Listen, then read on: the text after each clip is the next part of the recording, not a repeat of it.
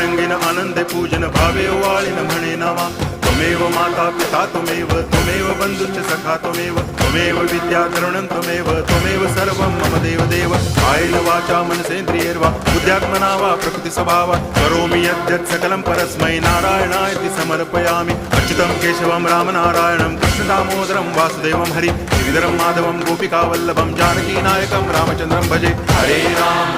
Ram